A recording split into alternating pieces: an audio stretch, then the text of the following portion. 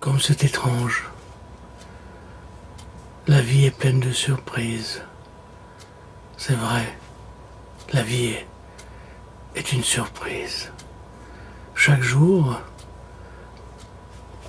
j'ai l'impression de découvrir le monde, de découvrir les autres, l'autre. Souvent, je crois que tel ami est ainsi, et j'en remarque après quelques jours, suite à une situation particulière, qu'il est différent, qu'il est tout à fait différent. Quand j'entends des cinéastes, des écrivains définir l'art comme étant, par exemple le cinéma, dire que le cinéma c'est ceci ou cela, eh ben, je crois qu'ils sont à côté de la plaque, comme diraient certains.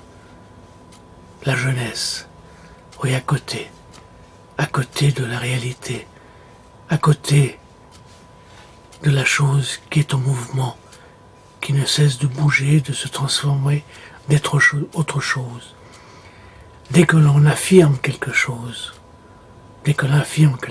oui, eh bien cette chose, elle meurt à jamais dans votre esprit. Votre esprit l'a photographié une fois pour toutes, et c'est fini. Votre cerveau est tranquille. C'est pour ça que j'ai toujours pensé que l'ignorance, la belle ignorance, pas cette ignorance qui juge, qui se méfie, qui a peur, non, cette ignorance qui vous laisse un peu dans un état étrange, dans un état presque de lamentation. La belle ignorance est quelque chose de sublime.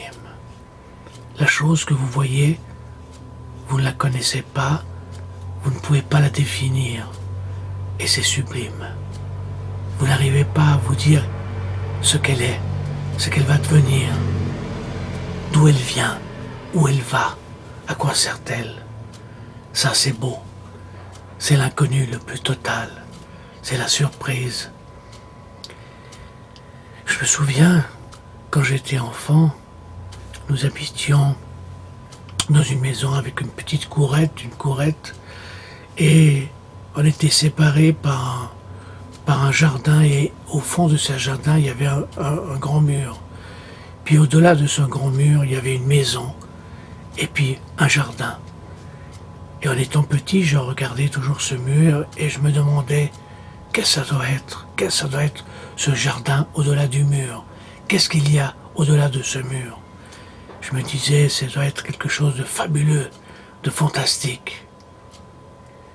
Les années passèrent, je suis devenu un peu plus grand, et puis quelques amis, des copains arabes, me montrèrent ce jardin.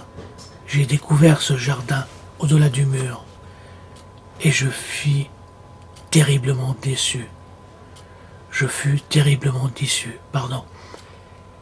Oui, le jardin n'était pas celui que mon imagination racontait, disait. Il était sublime dans le rêve, dans l'imaginaire, mais dans la réalité, il était petit et il me donnait l'impression qu'il ne servait à rien. C'est pour ça que je dis que la belle ignorance est une chose sublime. C'est tout ce qui se passe avant de connaître la chose. C'est l'attente de la découverte. C'est ne pas savoir et espérer de connaître, de savoir, de découvrir ce moment-là.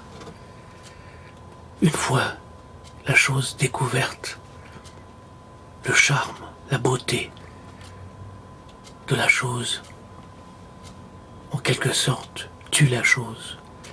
Le savoir est parfois quelque chose qui tue l'art, qui tue la connaissance, qui tue.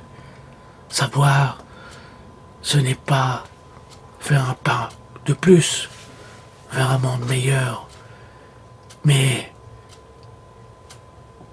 c'est faire un pas, des fois, sur la non-tolérance, non l'acceptation, c'est un assassinat de la culture.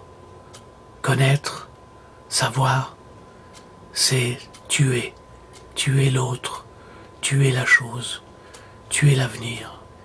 Alors, vous me direz que c'est absurde ce que je dis, non.